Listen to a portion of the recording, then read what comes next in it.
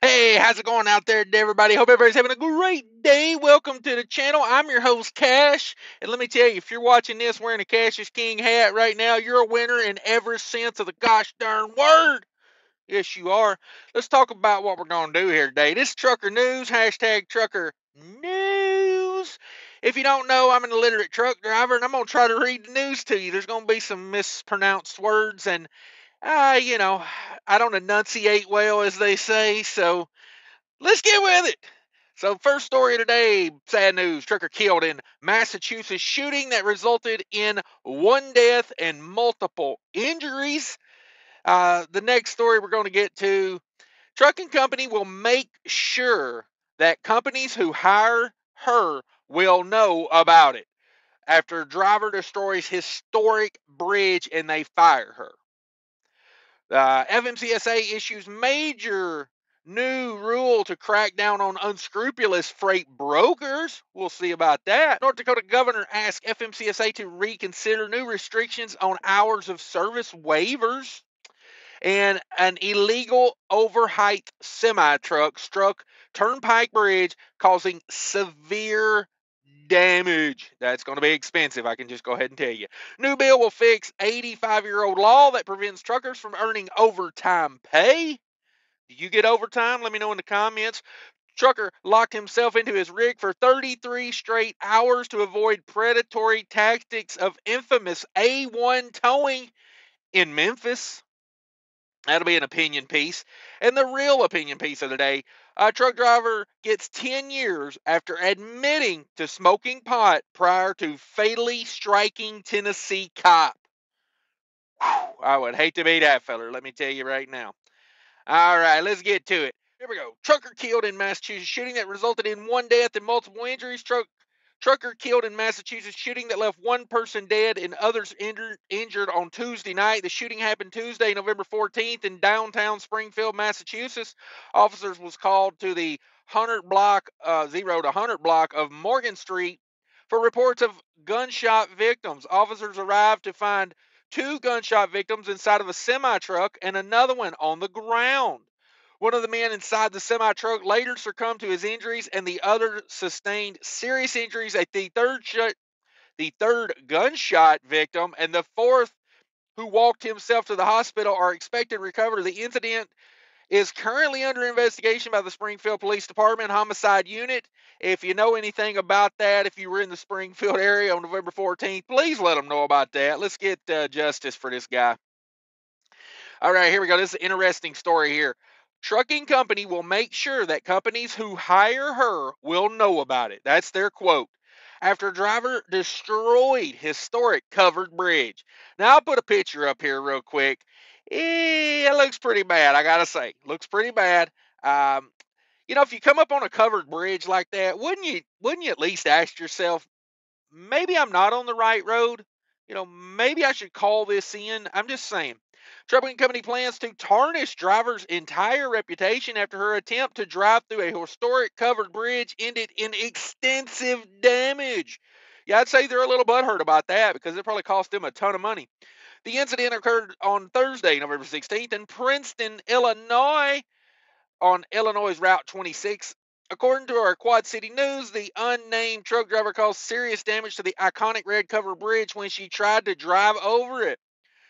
Bureau County Historical Society and History Center wrote in a post. The KWQC reports that the trucking company who employed the driver, Wynn Logistics, WYNN, plans to fire the driver who has more than a decade of extensive experience and spread the word of her mistake. Wynn Logistics released the following statement. We sincerely apologize for the mistakes made by our driver and acknowledge the reckless behavior displayed. It is worth noting that the driver in question had an extensive 11-year experience on the road. Because of this situation, she will be terminated, and we'll make sure that companies who hire her will know about it. We are grateful that no injuries or fatalities were incurred as a result of the incident. Our insurance provider to facilitate the restoration of the bridge to its original state. Yeah, they are butthurt, boy. I bet that's going to cost them a fortune. Just because you got 11 years of experience, it don't mean nothing. You're one dumb move away from being fired. You know what I mean? So trucking companies and truckers, be aware. Hey, watch out who you're doing business with. But I got to be honest with you. I don't know many experienced truck drivers that would pull up on a covered bridge like that and go, I think I'm going to go for it. I mean, number one, it looked too low to begin with as far as being able to get in there. And it's a covered bridge. It's probably made of wood. I mean, I wouldn't take a loaded semi over a wooden bridge unless the sign before the bridge specifically said, this bridge is good for 80,000 pounds, bro. Thumbs up, give it hell, go for it. But what do you guys think? Should that ruin her career? I mean, taking down one old wooden bridge, should it really end a trucking career? Just saying. Should it? FMCSA issues major new rule to crack down unscrupulous freight brokers. Whew, I'm sure there's already rules on the books against unscrupulous brokers, but hey, let's make more rules that we don't enforce. In my opinion, in trucking, that's the problem. We don't enforce the rules that we got. How many trucks you see going down the road look ragged as hell with duct tape and wire ties holding everything together? You know what I'm saying? I went by a row of trucks the other day at a service plaza on the PA Turnpike, and I swear to God, I could hear air leaking out of every one of them. And I thought one of them might have been mine. Went back, checked mine, and it was the guy beside me. Glad hand connection, just spewing air. He's sitting up there eating his Burger King. You just don't give a damn. Tomorrow, Federal Motor Carrier Safety Administration will finalize a new rule to increase financial responsibility requirements in order to crack down on unscrupulous brokers. In a final rule to be published in the Federal Registry on November 16, 2023, the FMCSA will toughen up financial security rules to better protect truckers from brokers who fail to pay. They say this rule will result in benefits motor carriers. FMCSA is aware that some brokers choose to withhold payment to motor carriers for services rendered. Motor carriers can then submit claims to the financial responsibility provided to receive payment. FMCSA believes that most brokers operate with integrity and uphold the contracts made to the motor carriers and shippers. However, in a minority of brokers with unscrupulous business practices can create unnecessary financial hardship for unsuspecting motor carriers. Ooh, that's going to make this a little awkward, fellas and ladies out there. I'm starting a new brokerage service, and we we might pay you. It's called We Might Pay LLC. Don't worry though. Don't worry. I got them load boards that are blessed by God, and I'm going to get you the rate you deserve. I'm just not going to pay you. The FMCSA estimates that about 1.3% of brokers will experience a drawdown on their surety bond or trust fund within a given year, with average claims of about approximately $1,900 per claim submitted. The final rule will go into effect January 16th, 2024. Specifically, the rule will change financial responsibility requirements for brokers of property and freight forwarders in 5 separate areas. Number 1, assets ready available. The current law requires freight broker forwarders trust funds consider assets readily available to pay claims without resort to personal guarantees or collections. If you claim that that telephone you're setting up these deals on is worth $5 million, and that's probably not legit. Number 2, the immediate suspension of broker freight forwarding operating authorities. There you go. If you can't pay, shut them down. Unlike, some of these other brokers that get to file Chapter 11 and keep brokering freight, even though they're not paying out. Can't name any names here. I'm just saying, I used to like that. I used to like that beverage Surge. Anybody ever drink that beverage Surge? Side note, there's surety or trust responsibilities in case of brokers forward financial failure or insolvency. Yeah, I've always thought like this. It ought to be on a tier system. If you're brokering, $0 to $1 million worth of freight a year, your bond should be X amount. When you move up over $1 million, it ought to have to go up. So I think with every $1 million of freight, your brokerage goes up. You should have to up the amount the bond is. You know what I mean? Because I get it. I don't want everybody to have a $10 million bond, because that would kick the little guy out of the business. But if you're brokering $100 million worth of freight a year, maybe a $75,000 bond isn't enough. Just a thought. And that would kind of keep the cost in line with the amount of business you're doing. Just a thought. I don't know. We'll see if it works. It's going into effect next January, so keep an eye on it. North Dakota governor asking the FMCSA to reconsider new restrictions on hours of service waiver. Woo! North Dakota governor has petitioned the federal government to reconsider new restrictions on hours of service waiver that cut the time limits in half. The new rule allows a 30-day hours of service waiver for emergencies declared by the president, but limits state-declared hours of service waivers to 14 days.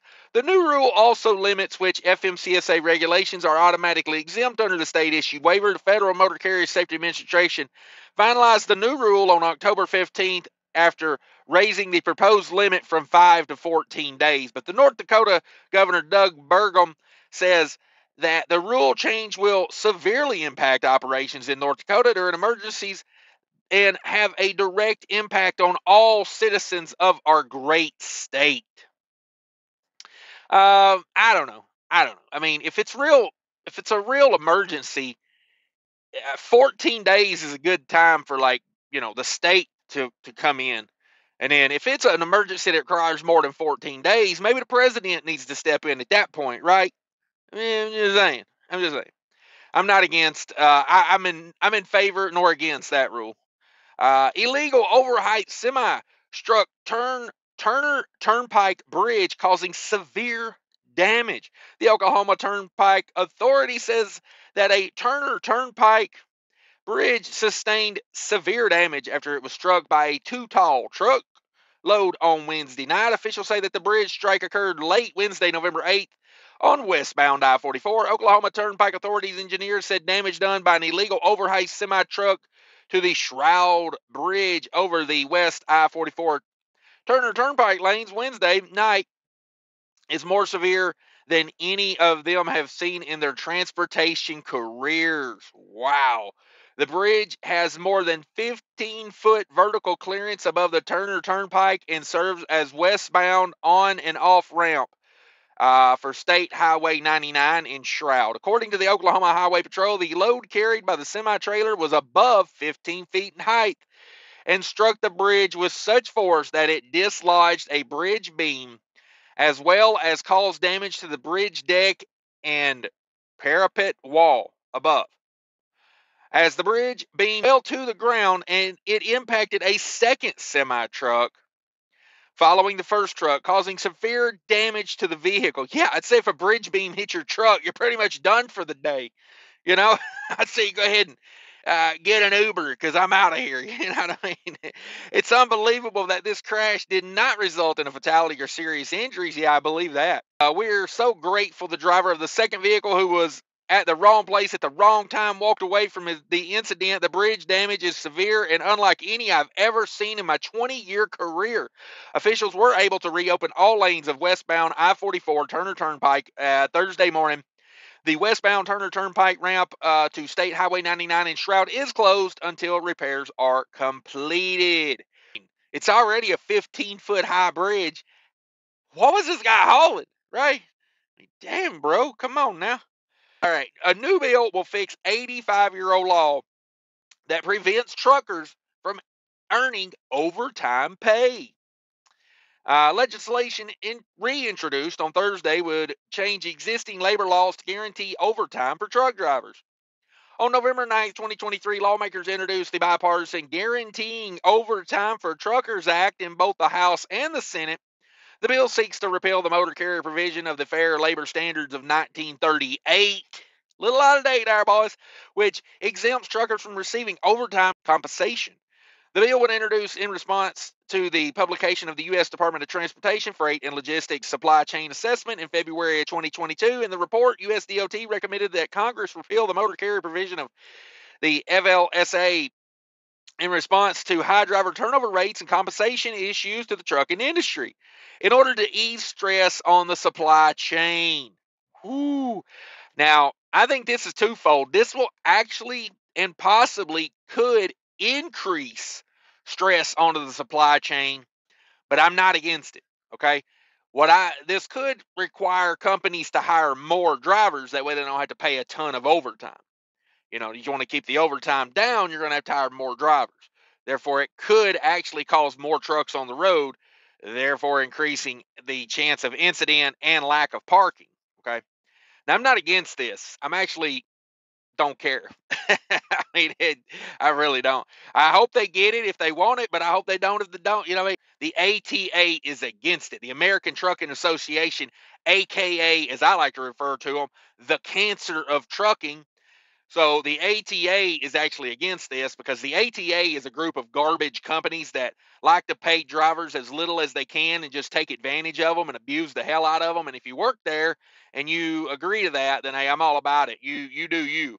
But if you work for a company that's part of the ATA, me personally, I mean, out of there, because the ATA is a pay-to-play organization where they take money, and here's how it works. The top-ranked ATA companies are the ones that give the most money to the ATA. It is literally pay-to-play, and they don't care about drivers. It oughtn't be called the American Trucking Association. It ought to be called the American Mega Carrier Association, because that's what it is.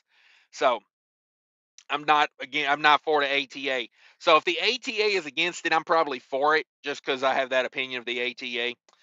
The Guaranteed Overtime for Truckers Act was introduced by Senator Edward Markey, a Democrat of Massachusetts, and Alex Padilla, a Democrat of California. The bill was the support of OIDA, the International Brotherhood of Teamsters, and the Truck Safety Coalition, and the Institute for Safer Trucking.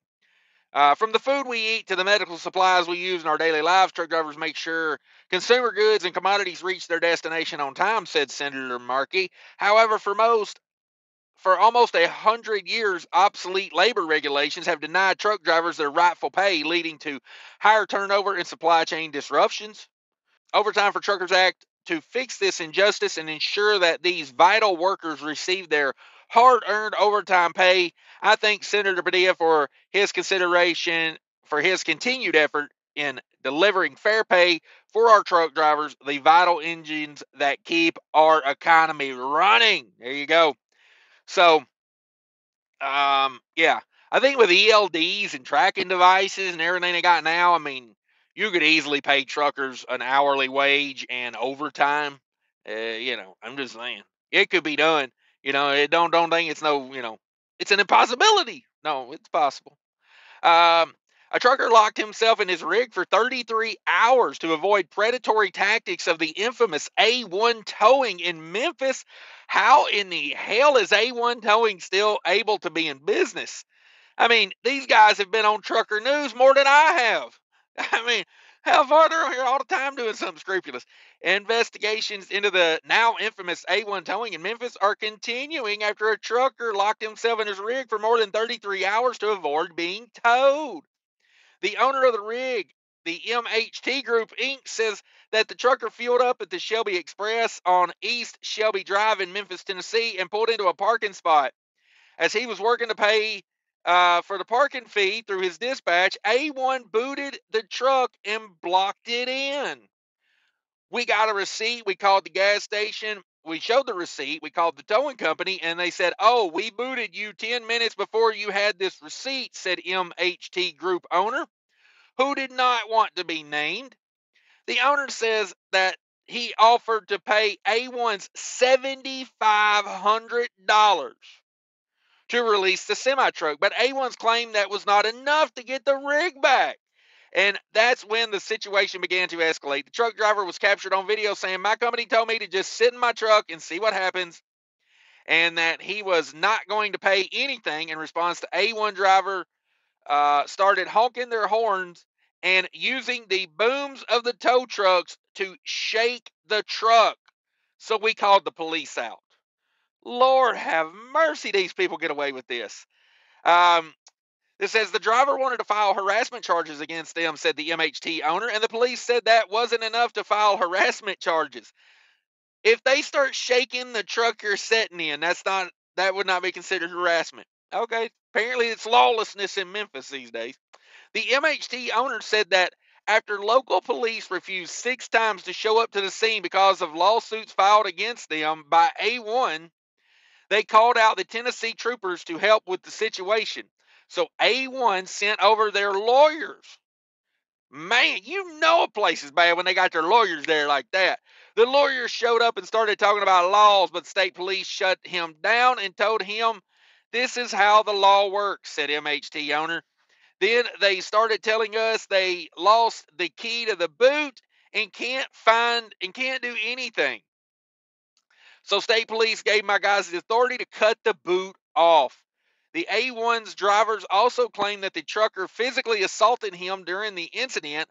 All in all, the truck driver spent more than 33 hours inside of his truck to avoid it being towed away. And he isn't the only truck who has employed that strategy at the same stop. 3 weeks ago, truck driver Shirley Highland locked herself in a truck several hours after she failed to pay the $13 parking fee at the Shelby Express on Shelby Drive and was booted as a result. Holland said that she tried to pay the $275 booting fee, but A1's employees told her it was too late and that she would be told. Her employer, Church Transport, had to pay $12,950 to get the truck back. Now, if that ain't predatory, ain't never been nothing predatory. I mean, $13,000. I get it. It's private property. But there is no way it costs $13,000 to tow and impound a vehicle. I mean, get real.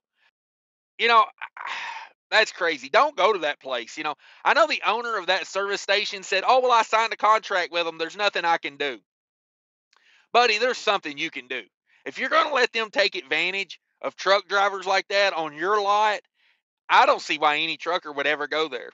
I really wouldn't. If I ever look on my map and I'm like, "Oh, I'm going to park here," and I see it's anything to do with Shelby truck stop, I'm out. I'm never going there. I wouldn't buy fuel there, nothing. Greg Sweeney with Church Transportation said that this isn't the first incident they've had with the towing company. At this point, it's a battle of wheels to see who's going to hang in there the longest. She admits that Holland should have paid the parking fee, but believes that A1 fees are not adhering to city standards. Representatives from Church Transportation say we deserve to be held accountable, but we need to be held accountable to the standards that are in place by the city. The city of Memphis permits officers have received more than a dozen complaints from truckers regarding A1 towing's predatory tactics. The city has since released the following statement about the laws surrounding booting and towing of vehicles.